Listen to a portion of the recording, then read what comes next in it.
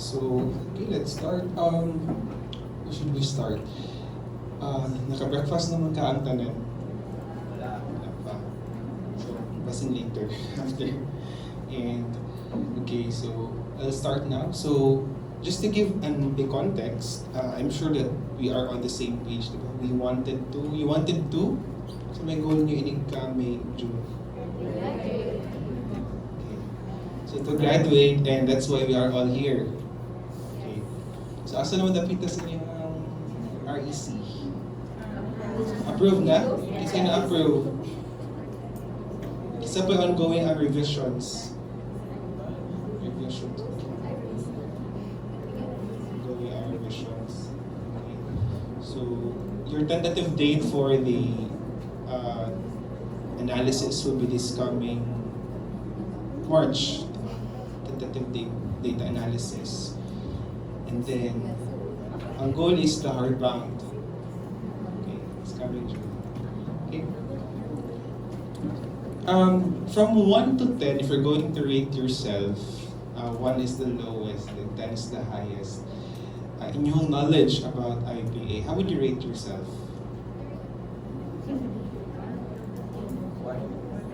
1, I've heard 3. How about 6 or 7? Wala. So basically, beginner. Beginner na tanan. Okay. So let's start.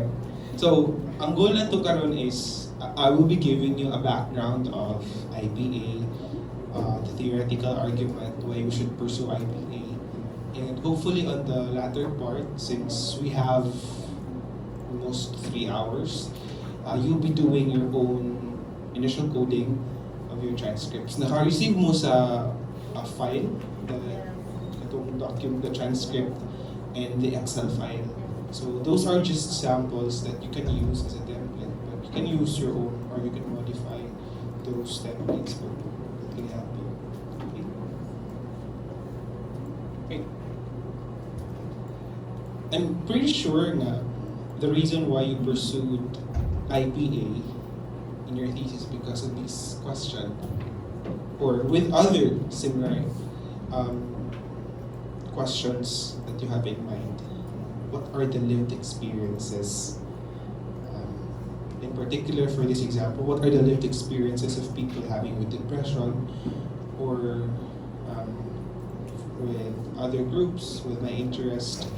What are the experiences of people living with HIV? Or what are the experiences of people being marginalized for of their gender and sexualities? So those are my questions that I'm really interested in. So what are your questions? So put that in mind, because that question will really help you to shape your data from the beginning of course from the lit review up to data gathering and then results and the conclusion.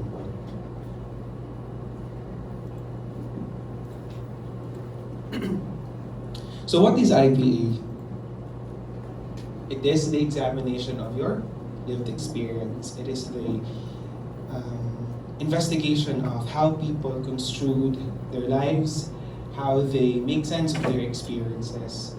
It is one of the qualitative methodologies wherein it's very known, because if the term is going to be lived experiences, the automatic connotation or qualitative term used or methodology used on that is IPA. IPA, or Interpretative Phenomenological Analysis, is a qualitative approach developed within psychology by Smith and Osborne for the examination of personal lived experiences. So it is really focused on the lived experiences of people. For example, in your thesis or in your data, in your study, what are the group of people or what are the cohorts of people that you are very interested to explore their lived experiences? So, for example, in my case, I'm very interested with people who are marginalized because of their health, because of their identities, stigmatized identities. So, aside from exploring the lived experiences of people, the centrality of experience as well in psychology is very emphasized in IPA. In other words, what makes sense, what are the day-to-day experiences of your participants, really shapes how the data would make sense. So the goal here, kamo a researcher, student researcher, is you will be lifting up the voices of these people.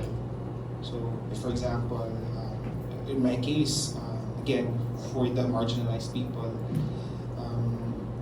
my goal there is really to voice out what are the experiences of stigma, how do they cope up with their experiences, so on and so forth.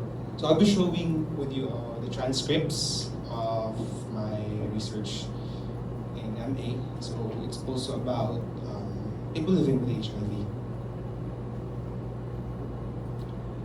IPA is important because it explicitly concerned with developing a psychological experiential methodology. It is emphasizing the word experience. Thus, it can be seen as following in a long line of thinking. So, for example, in William James, Owen Alport, Carl Rogers, recognizing a central place for the account of the personal experience in psychology. In other words, the center here is the experiences of your participants. So, going back to the question, what is IPA? The core concern of IPA is experience and meaning. Right? In your research question, what are the lived experiences of our participants and how they make sense of it? So, yun siya ang second component sa IPA. We have the experiences, and the second one is the meaning.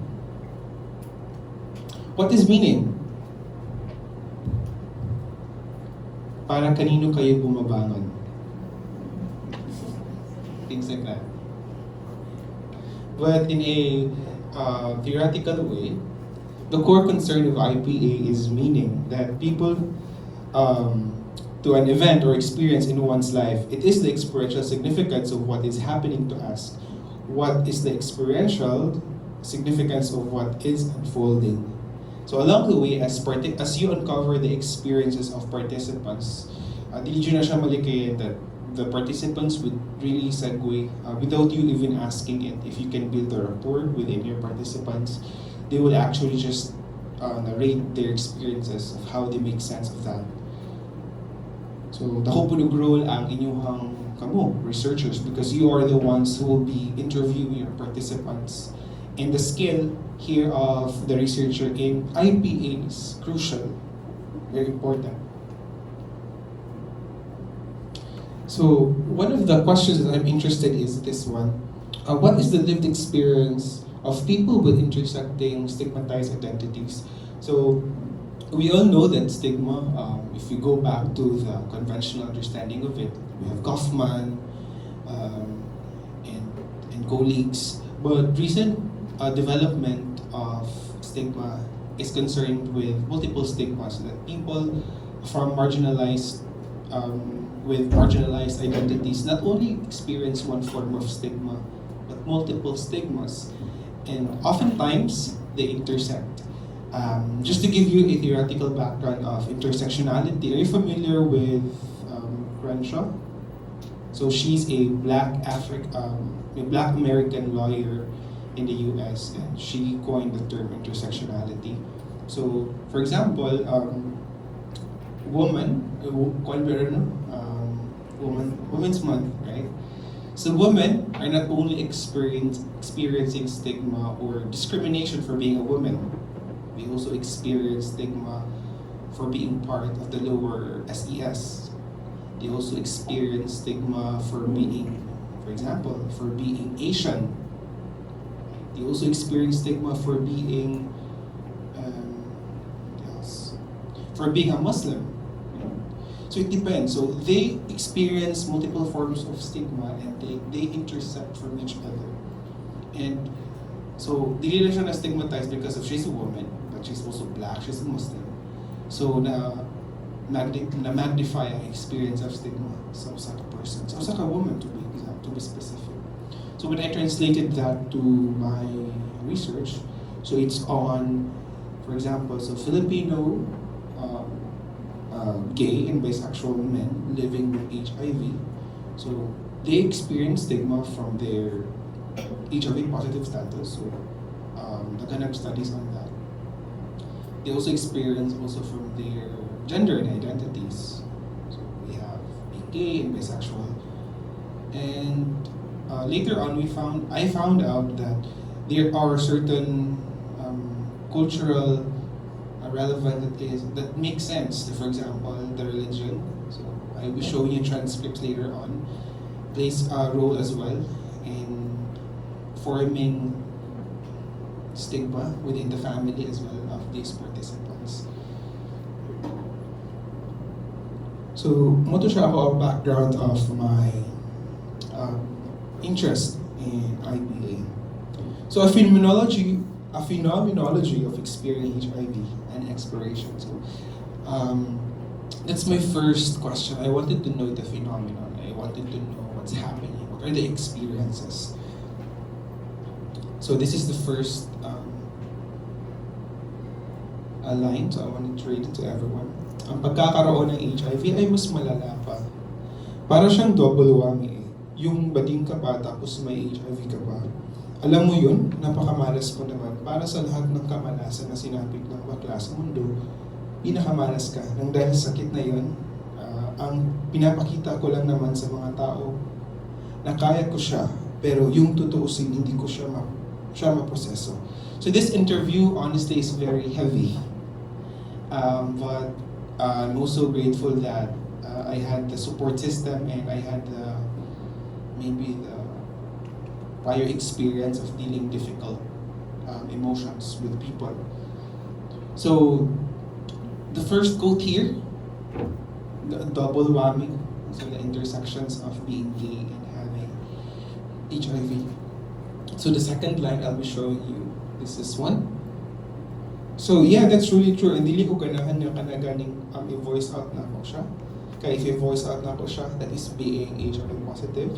And ingon gani ilang attitude, how much more if they know that I am HIV positive? They knew that I am doing volunteer work, but they did not even know that I am HIV positive. So this is the intersections of stigma of being an advocate in the community. So these are volunteers doing community works, doing HIV screening and tests. So he's being stigmatized by doing that. And at the same time, he's also experiencing stigma because he is HIV positive or living with HIV. And the next line is, yeah, that's really true. Ay, na-typo siya. But for this one, the third line that I'll be sharing to you is with how the family tries to instigate the values within the participant. Let me check if I can open it. Okay.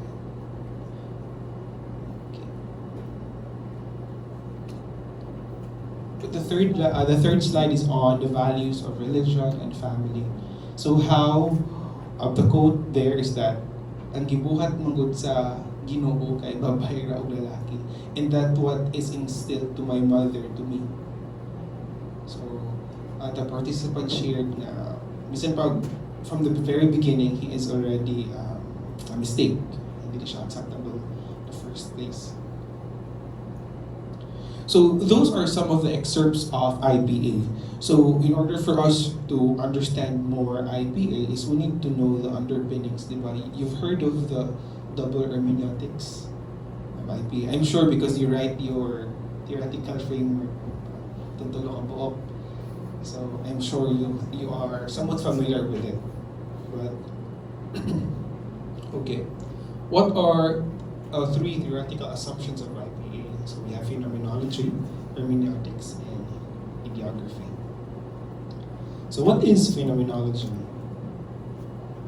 It explores the lived experiences. So what are the experiences of your participants? What are their day-to-day experiences? So if you go back to your questions, to your thesis, what are you very particular of interested? Like for example, some of my students are here, so they are interested with cancel culture, political differences in cancel culture for Generation Z. So if yeah, so what are the experiences of these students when they experience differences when they experience friendship over and it's about cancel friendships cancel Gen Z. What's the next going on? What's the next after Gen Z? Alpha? What was it? Alpha generation something.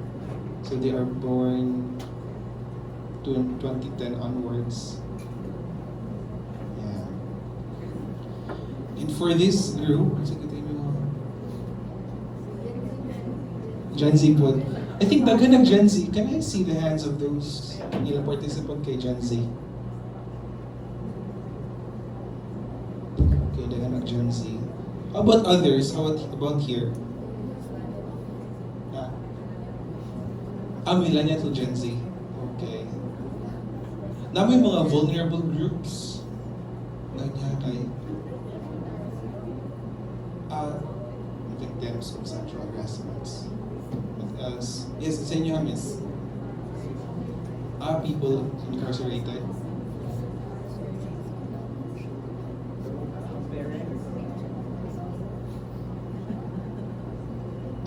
Okay. I see.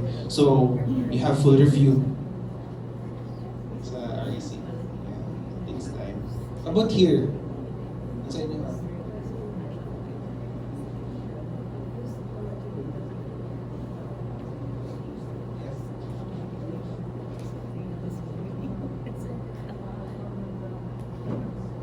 Drug dependence. Okay. Simpon sa likod.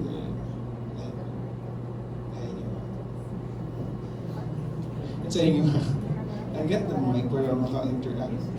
Because this was done before, like virtual, and it's very silent. But right now, it's face-to-face. So, may mic. So, if you have questions,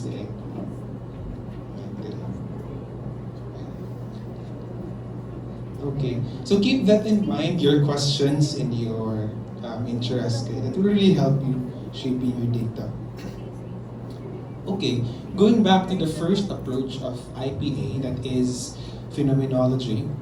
A phenomenological approach involves a detailed examination of the participant's lived experience. It explores the personal experience and its concern with an individual's personal perception or account of an event or object.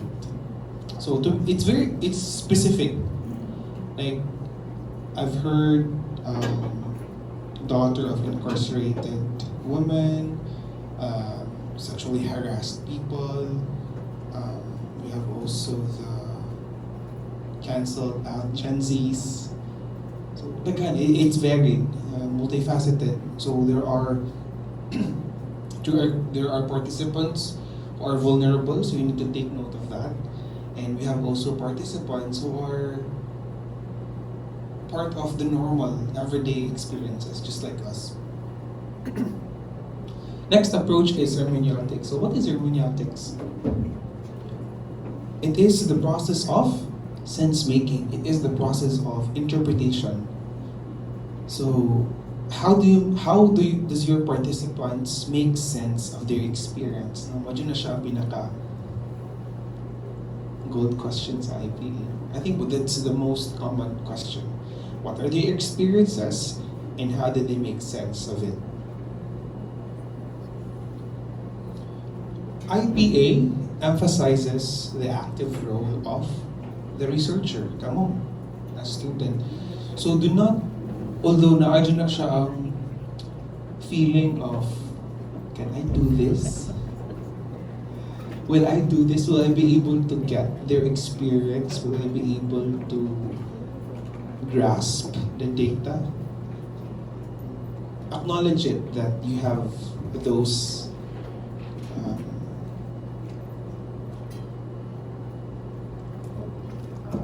I think it's what syndrome is called that?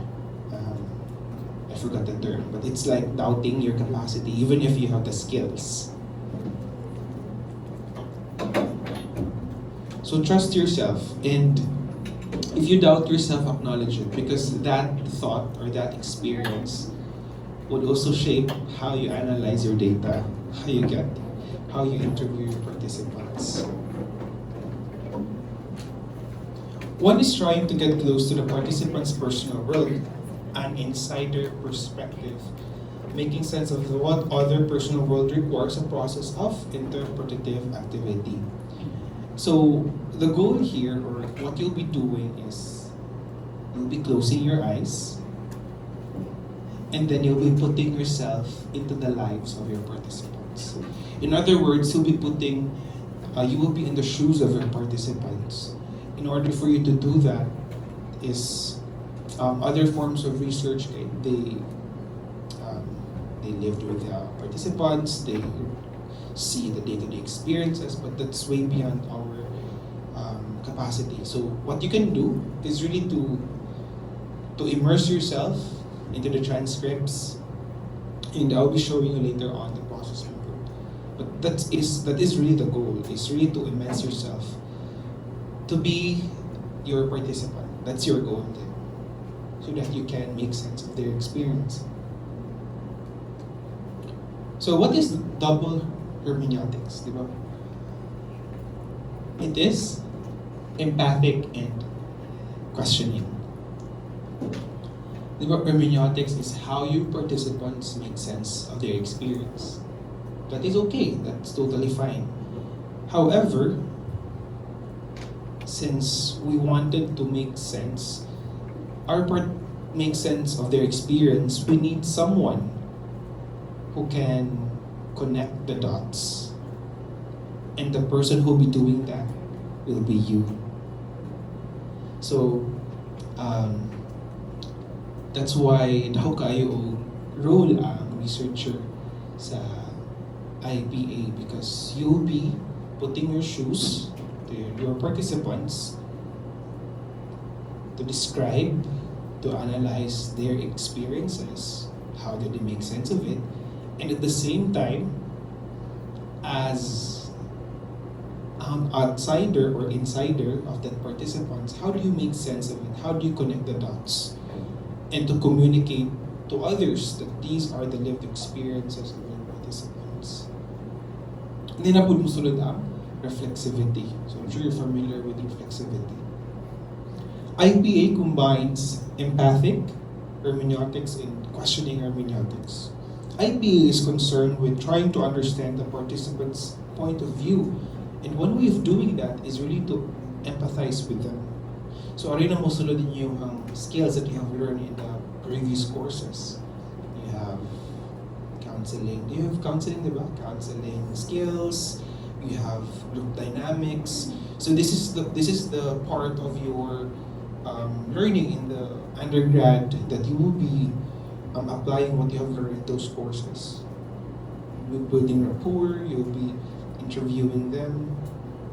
So IPA is at the same time, it is also critical of what the participant is saying, or things that the participant may be less aware of, to make sense of. That's why damit po dako kay maog role, because he'll be the one who will be interpreting what the participant might not have even understand him by himself. So what is double hermeneutics? So both the participant and the researcher are involved in the sense-making or interpretation. A two-stage interpretation process is involved. The participants are trying to make sense of their world, of their worldviews, of their experiences. At the same time, you, the researcher, will try to make sense of your participants, trying to make sense of their own world. So that's the part of making sense, double sense making, double hermeneutics. So the third component of IPA is ideography. And that is committed to individual case. So you'll be treating your participants as individual cases. It's like, okay, participant number one, case study number one, what is our What is our general impression of this participant? So, other qualitative methodology, like for example, thematic analysis, reflective thematic analysis, content analysis, and narrative analysis, for example, they are also not so particular with the sample size. But for IPA, there's really no general rule as to how many participants. If, for example, other studies, they only have 3, because the 3 participants alone were able to elucidate, were able to contextualize the lived experiences of that particular group. Okay? So, for example, if you have 5, and then the 5 participants, okay, wala pa siya nakakuha dyan sa depth bitaw sa inyong question. So maybe you need to interview more participants. Or for example, you only have 2, and then the participants ang 2 participants were able to picture out the lived experiences that you wanted to see. So that alone can be fine. So there's really no golden rule as to how many participants. So IPA focuses on the particular rather than the universal. So I'm sure that you are already familiar with the worldviews, that why you did qualitative. So going back, I'll throw the question, why you did or decided to do a qualitative research in your thesis? Okay, wala start?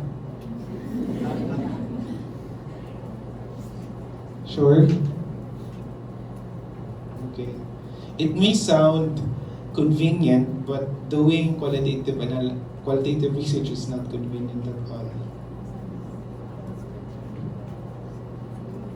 Yeah, lahi mo siya og worldviews ba? I'm sure you are familiar with worldviews in research. So when you do a quantitative study, so their worldview is quite different from ours doing qualitative research. So if mo ana mo nga gamay man o sample qualitative, it's because our goal there is the context. We don't warrant generalization or universality, unlike in quantitative, because we tend to quantify things. We tend to wanted to hypothesize, we wanted to conclude.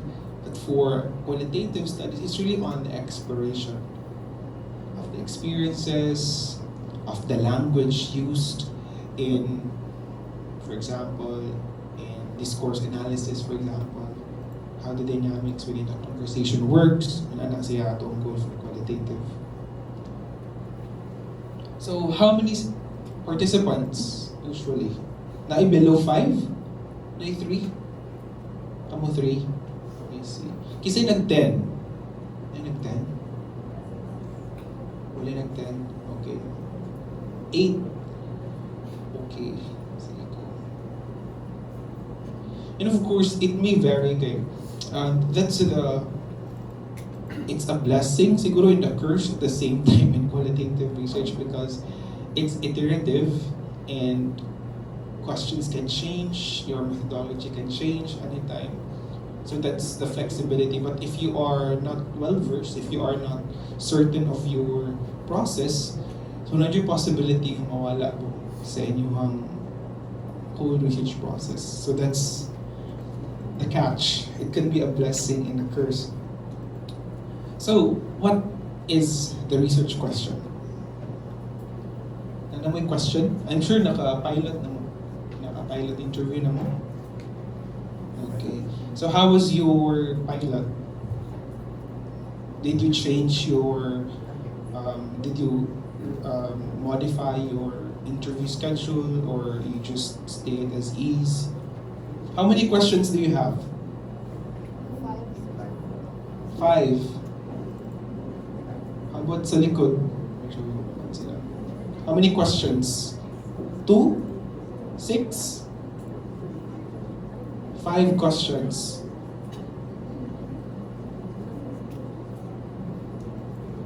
Okay.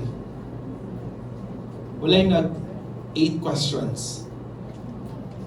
10? Focus group ng IPA. Okay. So, laki po complexity ang focus group ng IPA. Okay. But generally, when you conduct your IPA studies, diba you have one or two research questions, diba? What are the experiences and how do they make sense of it? So when you draft your interview schedules, usually kamay na siya questions, usually 3 or 2. And then ang kanang mga uban ng mga questions, those are just the prompts. So the prompts are being done if your participants, kay kanabitang isang tanong, isang sagot ng participant. So those are the struggles of doing interviews. So alin na musulad yung mga interviewing skills. Are going to take note of that participant.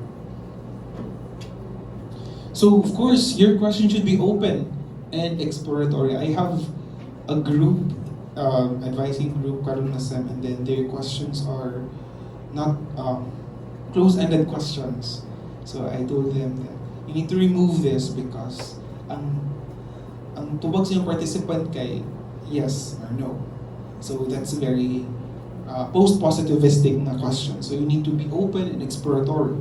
Like for example, the research question should be open and exploratory to gain rich and detailed descriptions of the phenomenon being studied. For example, these questions. How do Filipino gay and bisexual men living with HIV experience the intersectional stigma, and how do they manage such experiences? Or how do people infected with COVID-19 make sense of their experience? So they need to say yes or no. It's very specific to a group of people, but it's not too general. But so it's in between. So that's the. When you cook, when you cook something, there are 2 types of cook. Those who follow the recipe step by step, so mag-measuring cup. But there's also this cook na who do it by his intuition or by his gut feeling. So this is where your experience in research will come in. So yung pagtimpla ang question, not too specific and not yet too general. So let's go to the sampling issues or collection issues that you will encounter along the way. Number 1 is sampling. And of course, natakol na natin gamay. So sampling size depends on the degree of the commitment of the case study level of analysis and reporting. Also, the richness of the individual cases. So if inyong participants, like duha ka buok or tulo, yan, nakaibon na siya og get depth kailang experience, rich kailang experiences, then you can just stop. You can no longer, if you decided to stop the interview for participants 4 and 5, is totally fine, as long as na-suffice ang richness sa inyong data.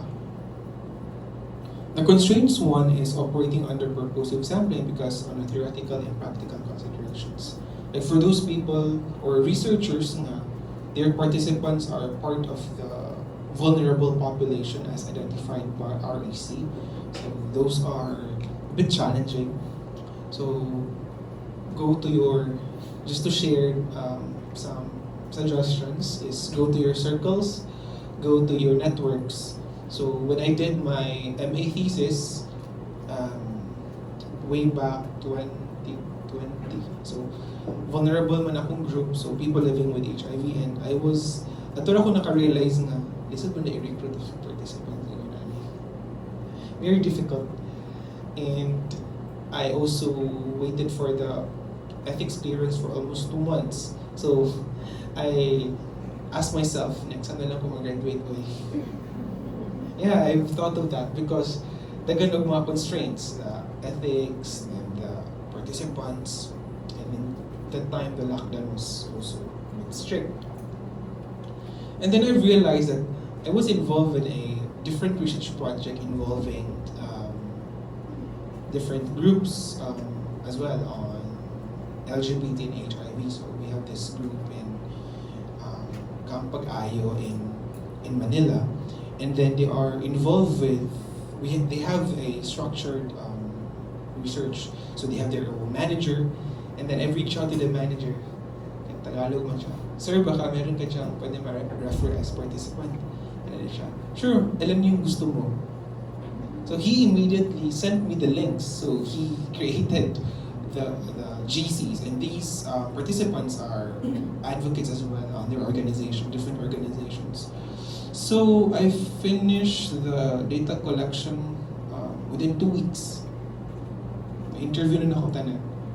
So lessons learned there is that you need to go outside your shells. You need to go to check your networks. Asa ko pwede ma-recruit? Asa ko pwede ma-connect sa ubang participants? Because you might not know that your participants are just one person away. So of course, your interview will be semi-structured. So the goal here is to encourage the person to speak about the topic with as little prompting from you as possible. So we wanted, as much as possible, our participants to speak for themselves.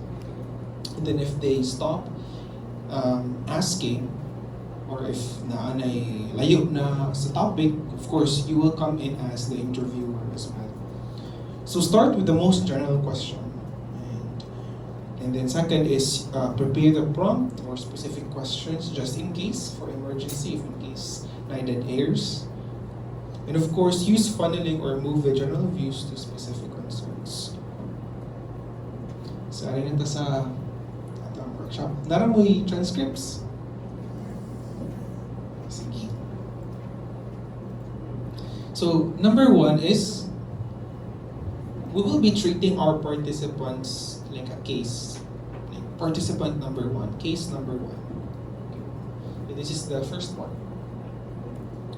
Looking into the themes. So, read and read the transcript closely in order to become familiar as possible with the account. Use the left-hand margin to make initial notes of what is interesting or significant. So you need to read the whole transcript many times. So it's like your Wattpad. It's like your novel that you're reading. You need to really immerse yourself. Because when you interview your participants, you will already have some insights or realization along that. And take note of that. So I also forgot this. So when you also create your interview, after your interview, I encourage everyone that you will be having a journal, like a note taking. So after, before, during, and after, what happened on the interview? What are the significant points? And then, how do you make sense of that specific interview? Okay, that journal will help you with your analysis later on. Okay, when you do the analysis, like step 1 up until step 6 or 7, mausap mong gawin nyo na may mga aha moments ba, na may mga eureka moments along the way. And in order for you to account for that, you need to take note of it. Not unless if naamoy sharp memory, which is wala. So, next, there are no rules as to what to know. Sky is the limit. If you wanted to ask questions, if you are doubtful, that's okay. If you are having strong emotions, the participant is rude. Okay, take note of that. The participant is not participative. The participant seems not on his mind. So take note of that. About yourself. I feel bored doing the analysis. I feel sleepy. Like another quote. I feel so in touch with the participant. I can relate to the participant as if I am answering the questions. You need to take note of that as well. Okay, that's the role of reflexivity later on. So free textual analysis, there's really no specific rule as to what, why, and how. So it really goes back to your skill set. to your skills, to your interviewing skills, your initial beliefs, your assumptions about this participant. So on the other hand, use the right-hand margin to document the merging of theme and theme titles. Initial notes are transformed into more abstract and theoretical terms. So again, you need to read again the transcripts closely in order to become familiar with the possible account. And then, on the left-hand margin, you need to make initial notes of what is interesting or significant. So, when we do analysis, there are two kinds. We have the textual and the latent. So, textual, or what's happening. Like for example, the person is having difficult times because of the experiences of difficulties with the finances, one yung theme. But on the latent analysis, you'll find out that, okay, the participant was empowered because of the experiences of marginalization, because the participant fight for the oppression. So those are the latent part of your analysis. So the latent, ano na siya yung mga higher degree of making sense of the experiences. So kung textual lang, kung saan nakasuwat, mura po niyang i-code. But ang latent, naana mo yung mga insights na yung insert along the way. Questions? Okay. So we have here an article that I just saw last night. So it's on abstraction and interpretation. This is actually on content analysis, but we can also learn one as well from this one because IPA is very flexible and as well wala siya generic steps or rules. Wala siya specific rules rather. So this one, asa mo diri tapita. Pwede siya maklaro, no? So we have here on this part, we have the arrow here.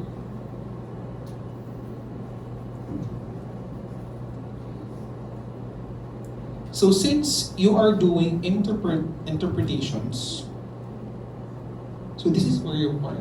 Ano mong quadrant belong.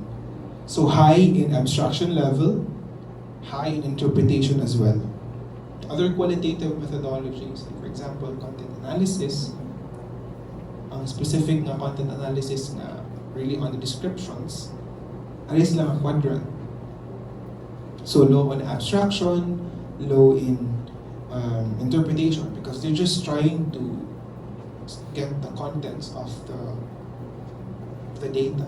But sa inyo, since you're doing IPA, taas ang level of abstraction, taas po ang interpretation. Okay. Step 2. How do you connect the themes? So the first one is initial list of themes. You need to cluster and you need to have a table. So the emergent themes are listed. And then the initial list is based on the sequence in which they came up in the transcript. So cluster are the themes following a more analytical or theoretical order, arriving at superordinate themes. So we have themes, and then above that, superordinate themes, and then the above overarching themes. So very important is to check as well. Okay, this is the mistakes or mistake usually common in doing qualitative analysis, wherein your themes is not connected to the transcript. Dapat basa niyo sa themes, dapat mo show din siya sa transcript. Meaning that dili siya mo deviate sa transcript because the transcript is the basis of everything.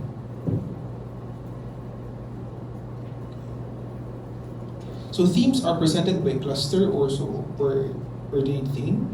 So a verbatim or data extract is indicated for each theme. So that's it. It's the finish of case 1. So, how about with other participants? So each participant transcript can be written up as a case study on its own. So succeeding analysis of other cases can use the themes for their case to begin from or from scratch. So what I suggest or what I recommend is treat each other like each individual cases. So if moado na mo participant to, you start from scratch. You read the transcripts many times, and then you put your initial codes, your initial analysis, and then do the same process. And then same po if participant 3, 4, and 5. So dapat naamoy tables per cases. And then how do you connect all of these?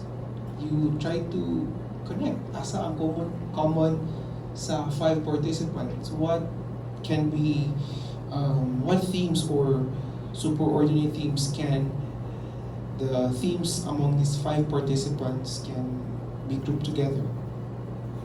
So alin na mo so ninyo ang skills in abstraction.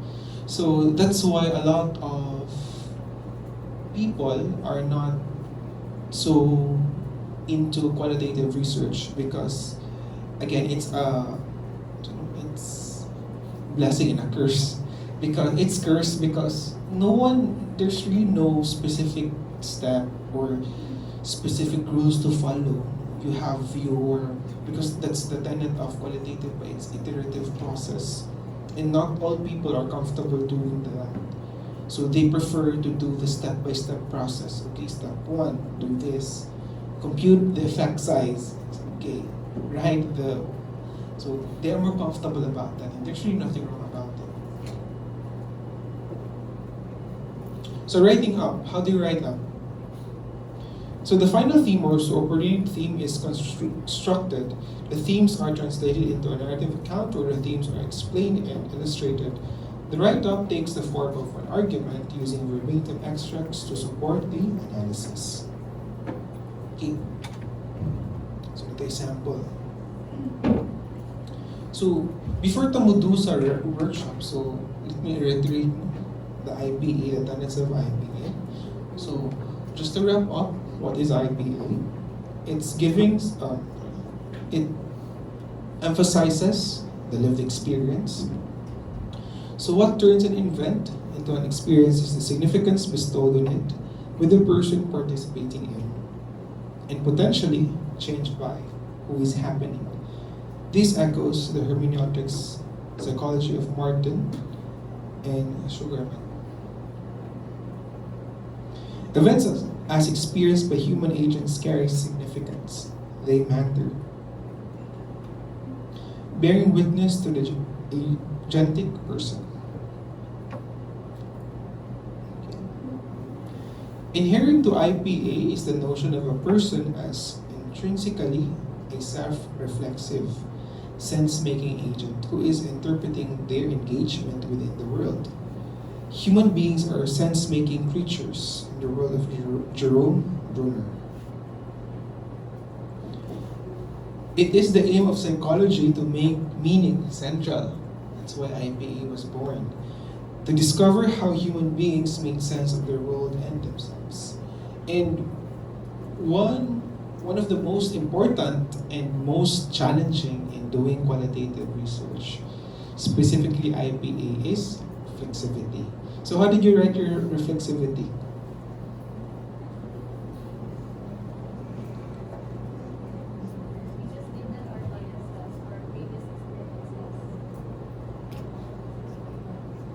So your assumption is there will be no biases.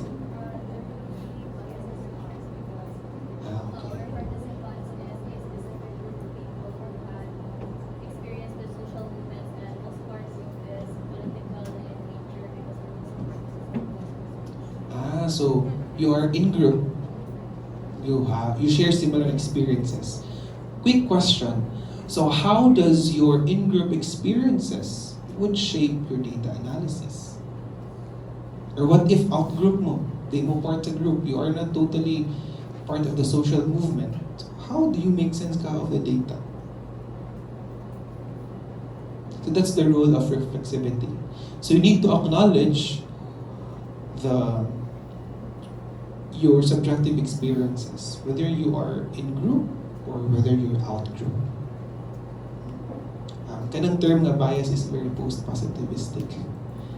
In qualitative research, we acknowledge our worldviews.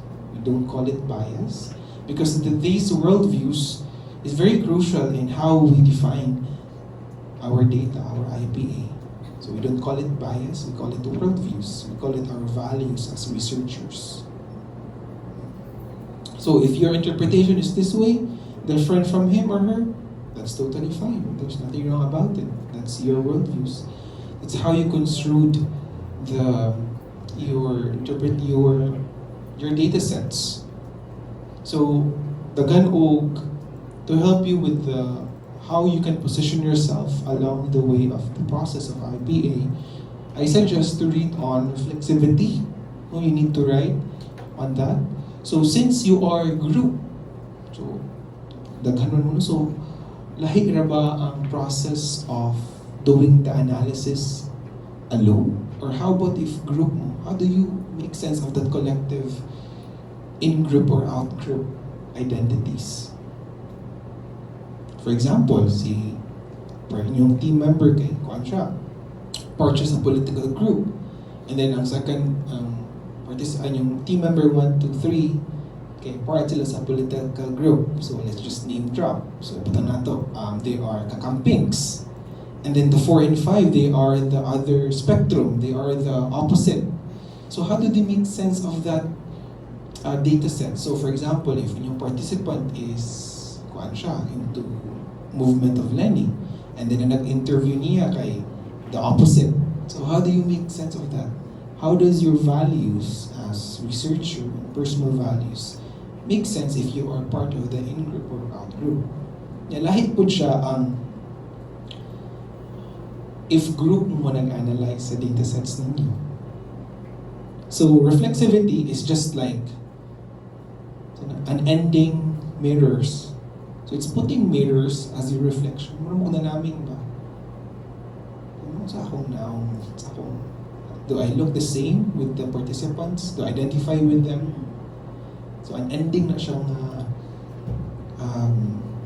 questioning of yourself along the process. Motong ang mga questions na, can I identify myself with the participants or am I different? Does my difference would make an impact to the data analysis?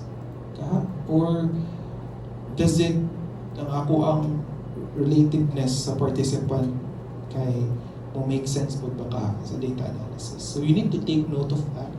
You need to list that down on your reflexivity. Because you are aware, you acknowledge as researcher na mao na inyong values, and these values will really shape how you analyze your data sets. So instead of denying it, there's no bias. There will be bias. There will be values as well. There will be ways of thinking in analyzing your data. And you need to write it down. And that will also add to the quantitative realm. They have reliability and validity, psychometric. So what translates for qualitative research, man?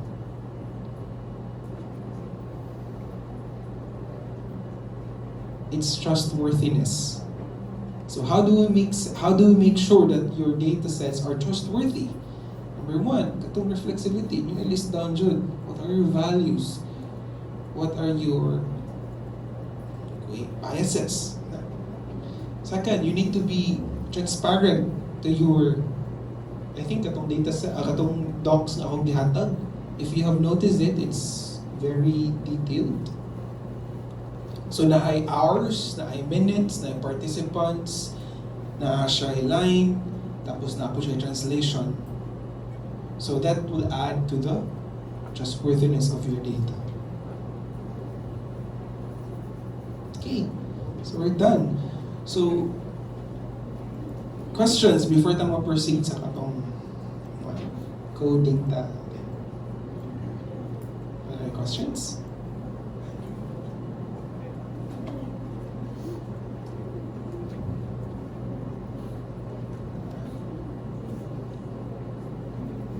Okay.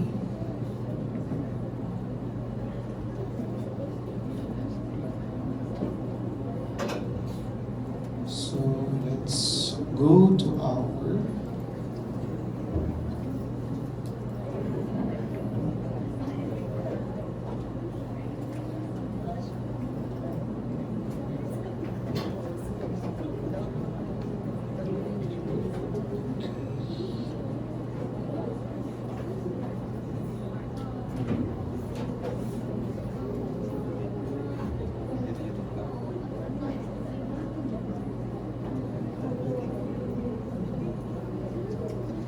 okay. Right. So this is the sample file that I sent. So what I did is, we have here the raw transcript. So wala na ko siya this is the transcript. Right? So this is the transcript that I sent to the group. So this will help the trustworthiness of your data. So if you notice here, it's the title, the name of the authors, the participant's ID, how long the interview took, and then the interviewer participant. So we have here the lines and the time, hour, minutes, and seconds, the I or P, the transcription, and the translation. So okay.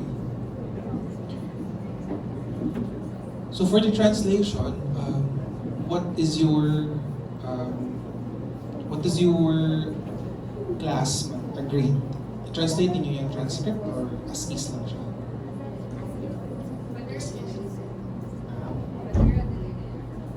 Yeah, it's optional. Depende na rin yung kung sa recommendations sa yung advisors. Okay. So let's translate that here. So this is the transcript from my participant, from my first participant. So if you would notice, it's very long. The interview lasted for, I think, an hour.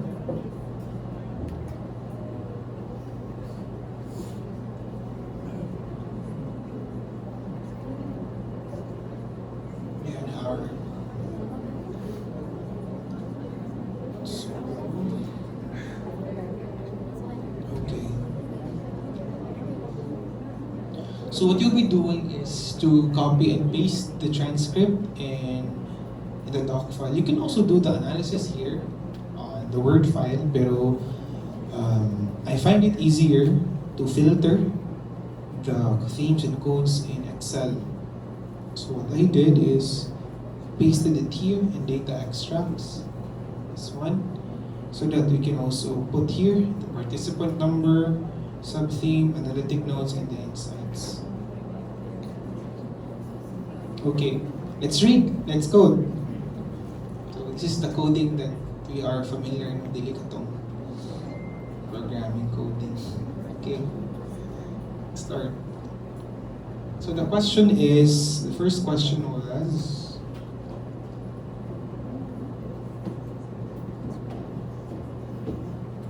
so I only have here 3 to 4 questions. This is the first main question.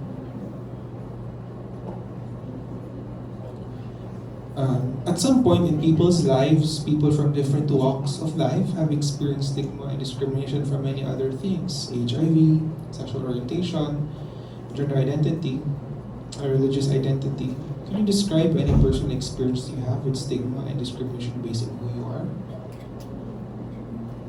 So notice that on this part, I already mentioned this one.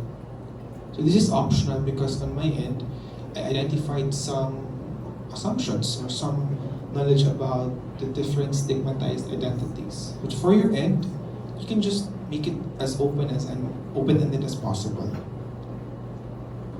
So let's start.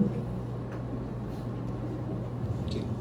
The participants shared, I think let me start with being identifying myself as MSMM. So for those who aren't familiar, MSM stands for men having sex with men. So these are the umbrella term for gay, bisexual, and other men who have sex with men, and the other men. Siguro or like kasi ako now, how I identify myself, I am a cisgender man. I am a cisgender man. It's just my orientation is I have been talking about Soji for the past 3 years of my life, but I still find myself weird because consider myself as bisexual. So how would you take note of that? First sentence.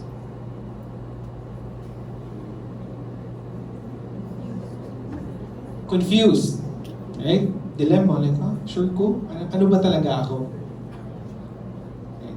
But the participants note here that he is a cisgender straight man.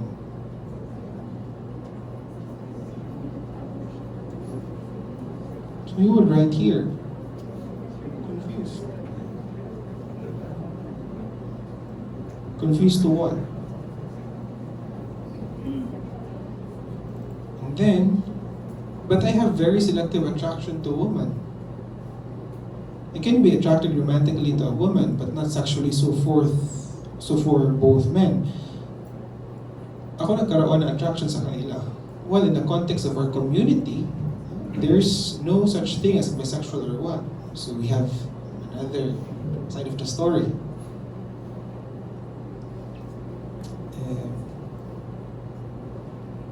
So there's no such thing as bisexual or what. So for as long as for some, there might moment when you say that you're attracted to the same sex. Let's just say, for example, being gay is something that they will just likely label you as gay. Kagad. Of course, there is that is the context of their, or that is the context, no identity for them. So in their context, gay is an identity, di ba? Whereas it's an orientation kasi, it defines the attraction so madami. First slide po na, na kinahita po, no?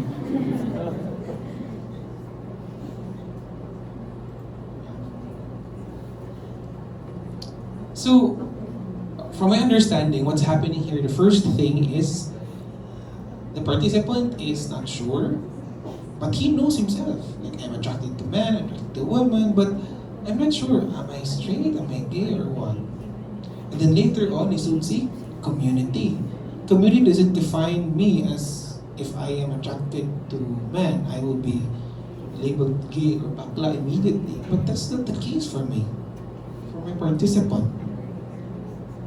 So how do you make sense of that? So take note of that. So confused, community, have different community equals to no gay.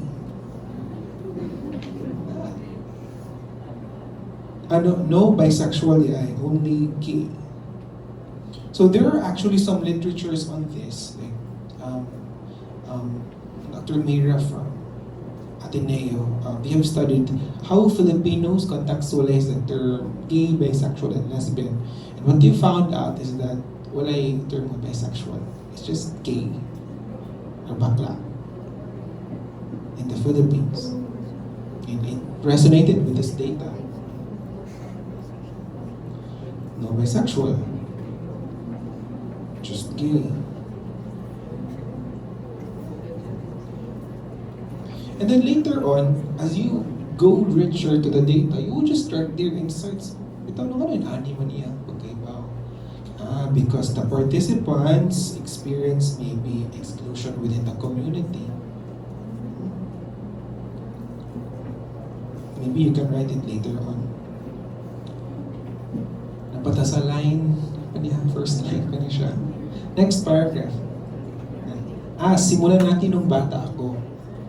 Hindi naman ako nag-out pero in nature, ay mas lamang talaga yung ang feminine as you notice naman. My voice, maliit yung boses ko as compared to my physical build. Syempre, andoon na yung bubuli bata ka. Most especially on the elementary days. But not on my high school days, Chapos. Medyo tough in high school eh. Pero most time, during my childhood, during my elementary days, doon talaga ako madalas mabuli. So, how do we make note of that? So, bullied in high school, bullied in elementary.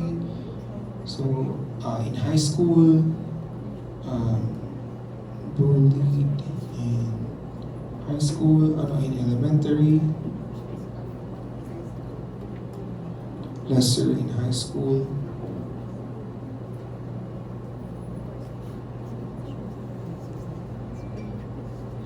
Any insights from that line? Ano yung na-capture? Remember, ni Ana siya, na-notice na feminine, as you can notice, my voice is maliit, but yung boses ko is physical build.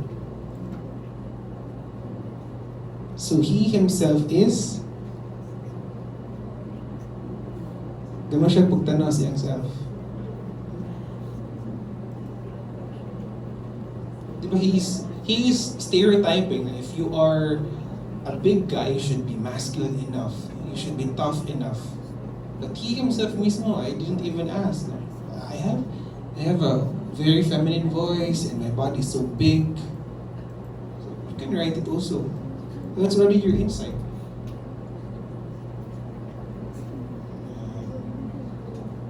Masculinity issues.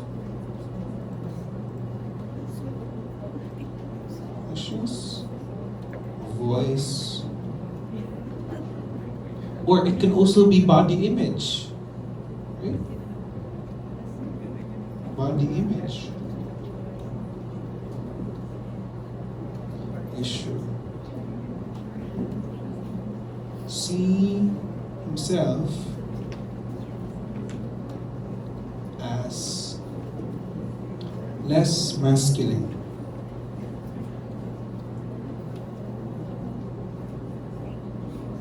Okay. Okay pa mo? Second line pa, tanapat tayo 100. Okay. Yes.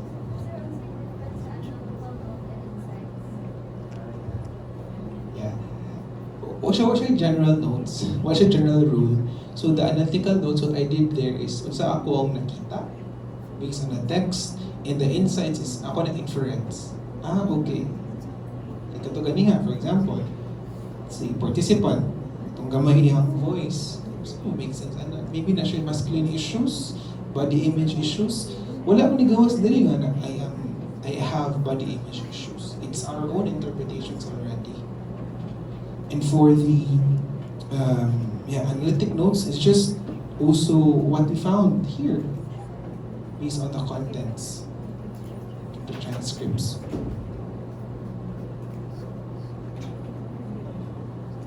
So, okay, next line. Andun ako madalas mabully talaga kasi ayun ang hindi naman kasi din hindi active sa sports. Hindi ako So most of the time, kasamahan ko talaga mga babae nung elementary ako. Pero nung high school ako, all boys ako nung high school, so wala akong choice. So I have to fit in. Kailangan ko mag-fit in sa kanila. And how can should I say it, adapt. And on the practices and the so ayun, hindi naman bullied nung high school ako. Ay, nakarelate? Karelate ko gamay niya. So how do we make sense of that?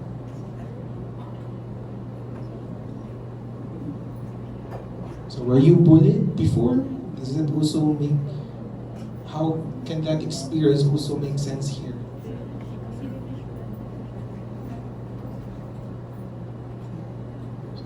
Here. So how do we make sense of this? Bullied. It's also interesting because he mentioned before that he was not bullied in high school. But here, he He was being bullied daw. Okay. He adopted para ma-fit in siya.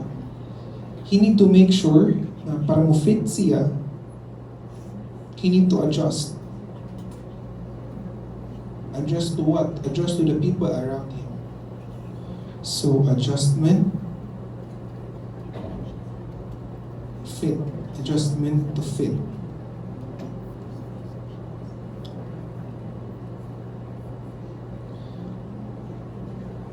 Next line, and next paragraph. As a PLHIV or people living with HIV, well, I should say that yung experience on the family side is divided. Kasi there are members of my family that is fine with me being PLHIV because yung family ko on my mother's side are actually medical professionals. Yung sister ko is pathologist, and yung dalawang pamangkin ko is we're both medical technologists. Then yung isang meron akong half, my sister, ako na nurse. And it's being a PLHIV is something that is new to them. So ayun lang. I don't know kung paano ko siya. Siguro depende yun kung paano ko tinake it. Kasi the moment that I open up sa kanila regarding my condition, ginawa nila ako ng parang plan. Like, pinaghihiwalay nila yung utensils ko sa food and all. Pero sabi nila sa akin, we're just doing this because that we are afraid of your condition or what we know that hindi siya nakakahawa. We're doing this because we don't want you to suffer or anything that we have. So ang sinabi nila is, ang baka kasi mahawaan ka namin na kung halimbawa meron kaming sakit, ikaw yung mahawa namin, knowing that I am immunocompromised. Pero sa akin, and deep inside, the moment na ginawa nila yun, meron siyang parang alam mo yung corrupt inside within me, na ako lang yung nakakaalam syempre. Pero nung explain naman nila, okay, so ayun lang pala, nila. Pero still, me having a separate it's something that is parang ang hirap siya i-take. Like hindi ko siya maalis sa isip ko. Yung anxiety ko na maybe they're afraid baka mamaya takot sila na mahawak or what. Pero, chokos, isa din is ano mo yun, yung iniisip ko din na well, okay lang, alam naman nila well, aware naman sila about it. So, ano pa kailangan kong ika-bother, di ba? Wow, a lot did happen. So, the first part is on the context here of the family. Right? He is open about it. It is identified that medical professionals, the family. However, specifically, giseparate niya ang mga gamit. He was explained about it, this and that, and then we know nga you are immunocompromised, na kami niya mahatag mo og sakit because that's so. At the context mo of HIV is they have weaker immune system, so they are vulnerable group, so they can easily get sick. So iyang family mismo ang i-separate niya para di siya masakit. But the participant here, it's okay, I understand it, na if it just may kurot sa akin.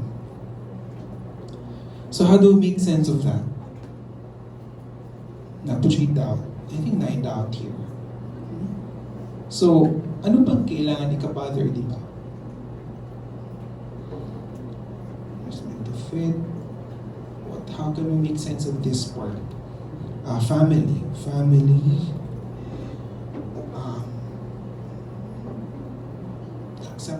Not acceptance. Separation in the family. Separation in the family.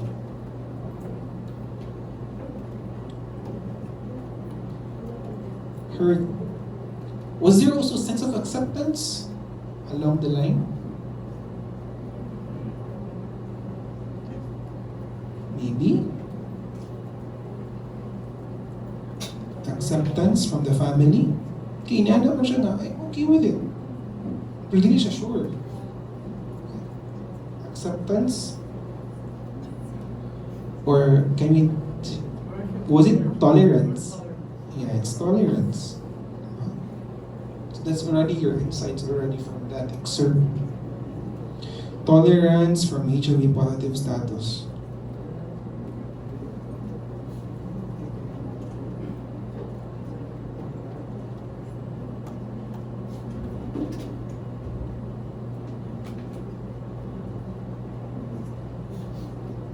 Okay. Line number 4, out of line. So this is how you do the IPA process. Actually, before this, ang yung buhaton is to read the transcript first. And then, what I do is, I write again another notes, like a general note, like an insight. Or siya journal ba? Like, after reading this, or siya, Dear Diary, March 10, 2023, 10 a.m. So I feel that the participants for this one, online this, you will write your notes, your experiences after reading the transcript. So you need to read the transcript here many times. If you can, my technique here is that if nanabita siya murag working memory nga kay bawa na mo sa plot na may tabo. So we can sense nga you already put the plot already in your transcript to your mind. So we can say na well-versed na mo ana sa inyong data. So after that, you can proceed already here sa inyong Excel. So, one. Taas siya. So first pa to siya na side sa family. Then second side niya. Then on the other side naman ng family ko ron, my father side is okay lang naman. So parang dating kasi sa kanila, wala silang choice. Hindi naman ako nila na discriminate or what. So meron na lang isa. Meron lang parang mga relatives ko that they find me as someone na parang pakawala or what kasi they think that di ba nga sabi nga nila before, di ba na mindset of the most of the community or most of the people in our community thinks that HIV is something na nakukuha lang sa mga sex workers. Nakakuha ng mga gay people. So yun yung kumbaga parang iniisip nila. So parang 2014 or 2015, I don't remember the year right, I went home to our parang ancestral house namin, which is in Rizal. Kasi namatay yung eldest namin. So sabi ng sister ko, why don't you live there? Kasi ka naman, wala ka namang family. Then ikaw lang kasi naman yung, ikaw din naman kasi naman susunod sa bahay ng mom natin. So ang kasama ko doon is hipat ko. So ayun talaga, that is the time when where I experienced discrimination talaga to the highest level. So the moment that they learn about the condition, so anong tawag nila? Tinago nila lahat, starting from the kubiertos hanggang plato and all. Like to a point that I need to buy my own in order for me to have utensils for the kitchen. So ako, mahilig kasi ako magluto. So kapag nagluluto ako, hindi nila kakain hanggang sa mapanis yung food. How do we make sense of that?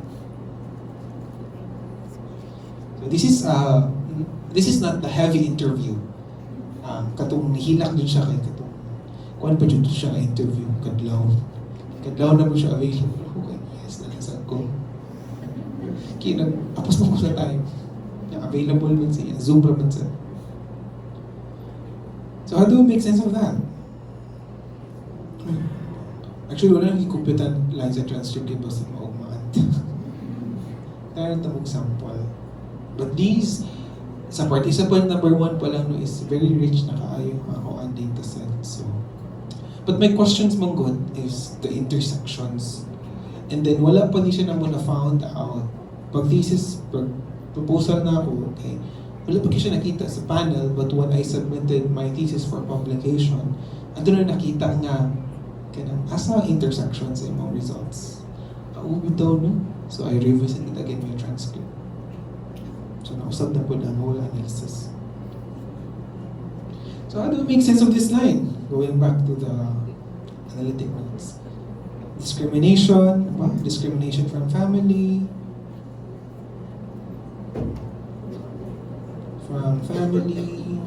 separation of food,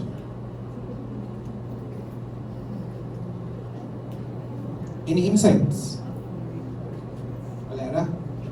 Kaya po the wala insights. Pwede rin dyan if wala, pwede naman sa wala. Next line. Tapos yung mga pamangkin ko sa baba, normally kapag dumadating galing work, sumasalubong sila sa akin. Anong time na yun? So pinagbawal sila nung hipag ko na, huwag kayong lalapit sa dyan. Ganyan. So parang yun lang na naka-experience talaga ako ng discrimination within the family. Pero sa ibang mga friends ko, circle of friends ko, sa mga workmates ko, kahit nung nasa corporate industry pa ako at hindi pa ako nag-work sa medical field, hindi ko naman siya na-experience. Nagkaroon lang kami ng siguradong misunderstanding with my family.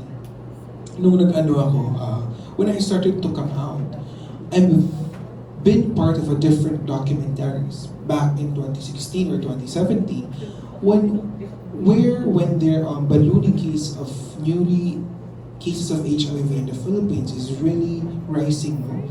Nung talaga, ang ingay kasi ng HIV program noon, at nung nag-start ako to decide to come out. So to come out in the media, i-interview man siya in the media. So I just found out sa media katumbag later na sa transcript ni come out siya. Saan ako ato? So parang tapos syempre nakita ng family and friend na ganyan. So nakita siya sa TV. So my family ko, na-bombard siya ng questions. Totoo ba na ganyan? So yung family ipa-ask siya. I-ask siya nga, nade HIV mo anak, nade ko ay, si kanina anak. So to a point na yung sister ko, nakaka-receive siya ng tawag, totoo ba yung kapatid mo is may sakit na ganun? So yun lang naman siya. Pero just because of me being HIV positive or HIV, hindi siya naging reason dun sa ibang family members ko yun lang. Hindi lang siguro kasi din sila na-consulta na, hey, may ilalabas ako sa TV ganyan. Hindi ko sila heads up. Basta nag-decide lang ako for myself na yung So how do we make sense of this? What's our initial notes here? So, ang family kay naka-receive og threat. Is it a threat? Nag-interpret na ko. Automatic na yun. So how do we make sense of that? So, interviewed in media, interviewed for being with HIV.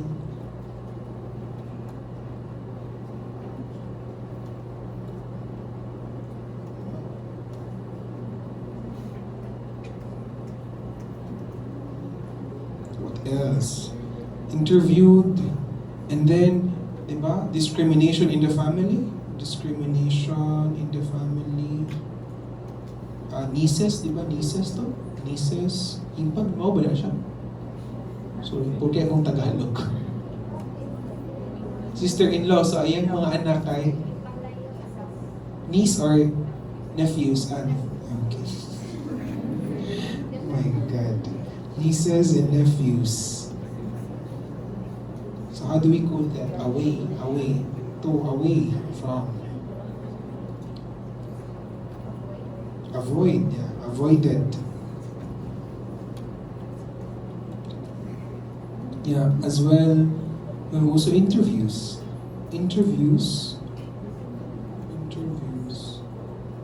from media. Okay. So how do you make sense of that? So, kipalayo siya, of course, no, the classic notion of stigma. Pero katong niya na siya nga, yung ate naka-receive of call, yung ganon is ganon. Di po ba ang stigma for being HIV is also being transferred to the family members? So in literature and in naman na siya sa nilang Kaufman. It's what we call courtesy stigma or stigma by association. So if you're associated with a stigmatized group, so you might be also be part of that group. So, family as well. Family received stigma. If you're not sure, of course, you can always ask.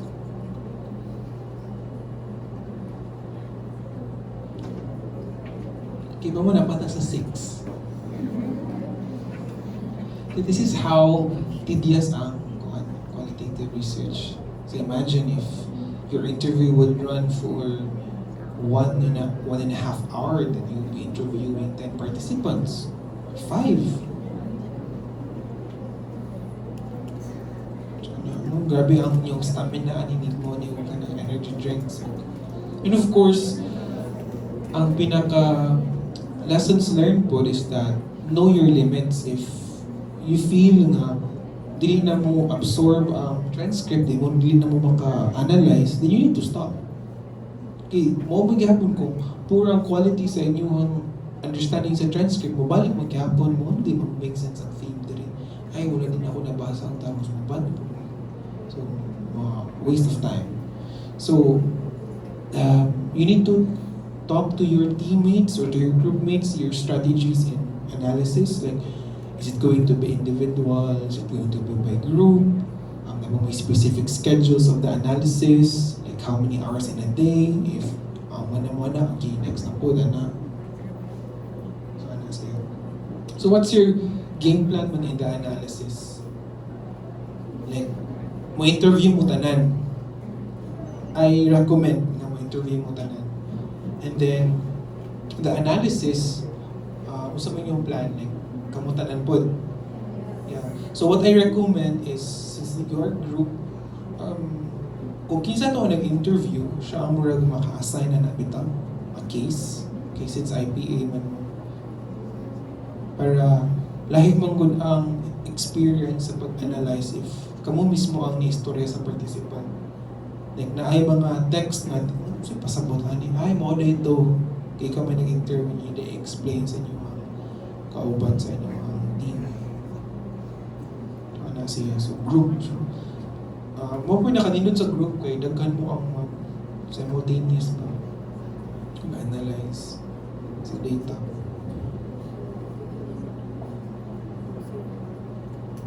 Mo padayon ka ta? Yes.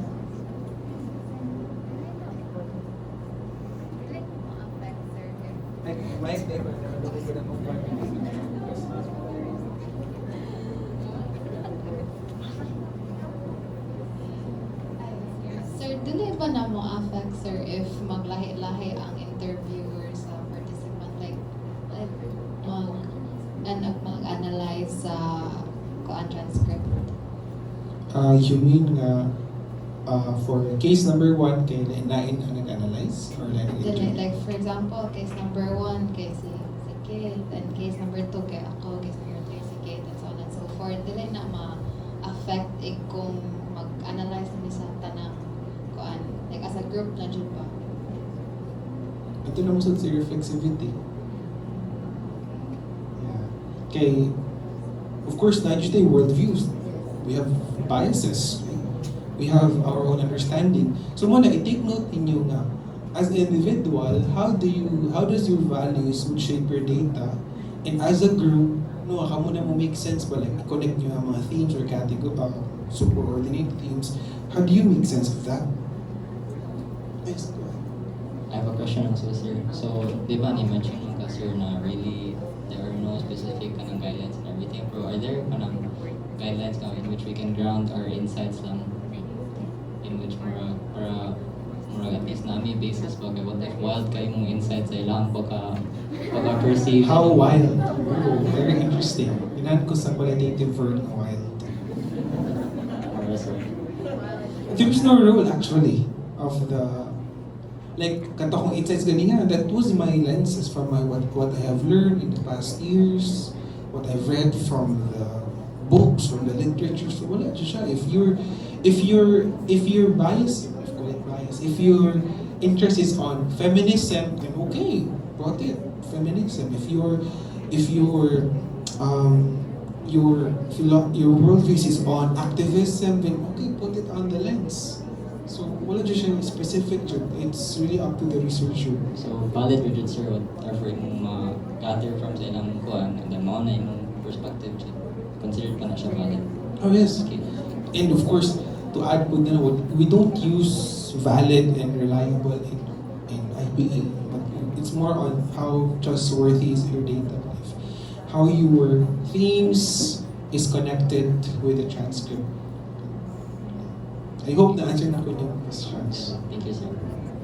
What's sa likod? Questions.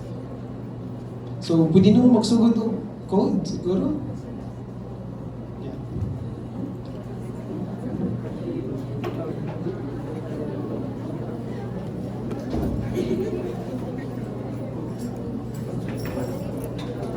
Code naman. Ano yung one thing? Thank you.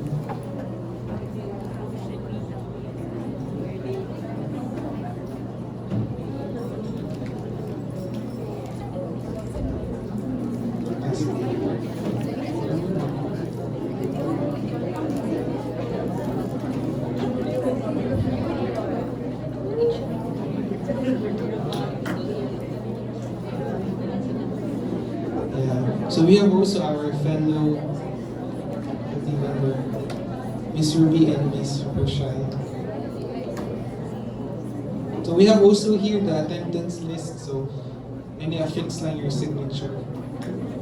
Around that chart.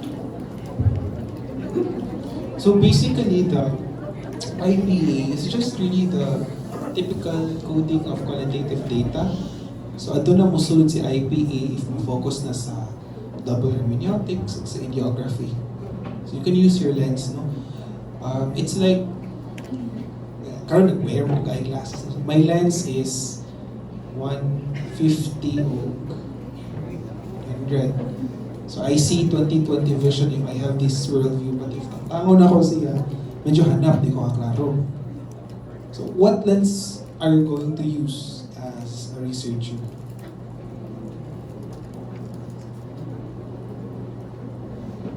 So mag-start mo o katong gibuhat mo ano mo.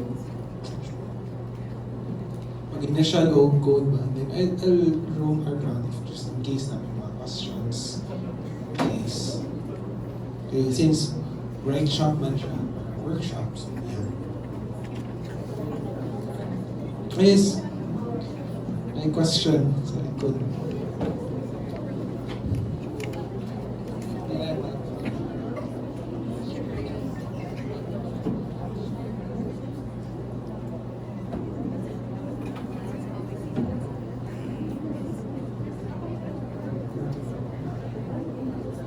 The updated question from here, from your one batchmate. What if ang question, ang answer kay gamay ra, isang tanong, isang sagot? How do you make that? So you can still continue with the analysis. Wala naman siya general rule. As long as na siya rich na component sa data.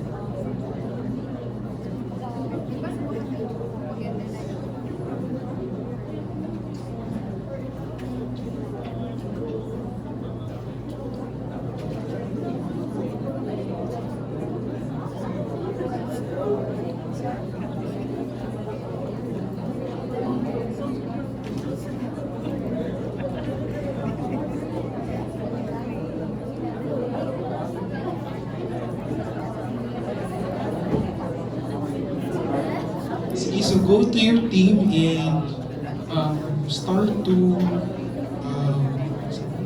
think if there are ways that you can speak with your team based on question.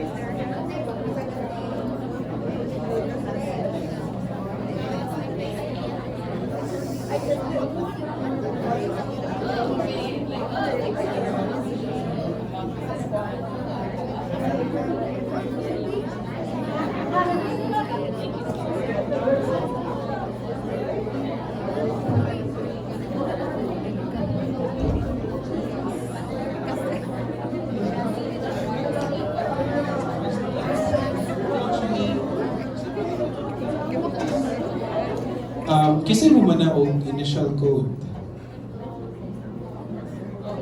sa whole case 1 whole case. Wala pa. So ang next step mo if for example naka mo initial codes, themes, so yun na siya i-group. How do we group these experiences?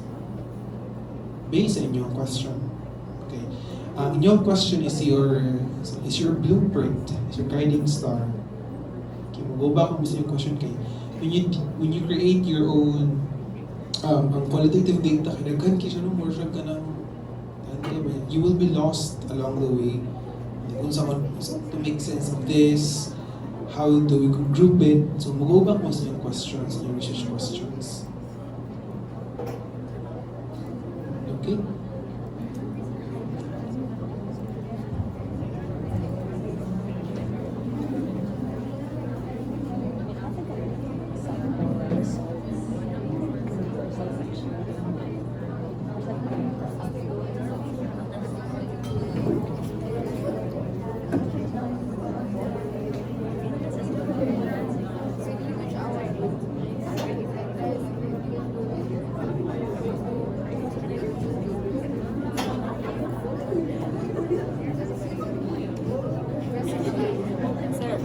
What if there was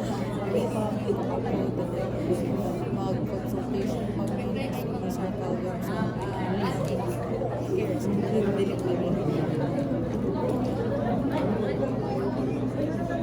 If in case wala pa mo yung data, okay, kung makaget or kaya going pa yung mga kuan, pwede na pwede wala yung kuan ka rin coding. It's just that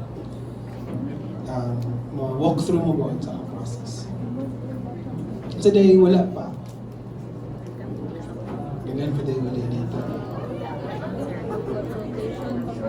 Consultation pa mo. See. So mo to siya, I'll be showing results later sa IPA. So how does it look like if na data sa IPA? So kanan lang sa pag-code mo, if unsa yung pwede ma-code. Sa likod, sa linya yung kung maka-interview, pilot, na transcribe na. And as a word. Okay. Pwede naman po sa word mo, practice mo ko, initial notes. Kaya naman siya necessary sa tapos ito. Ay, oo, katong mother, sila ito, katong couples na wala yung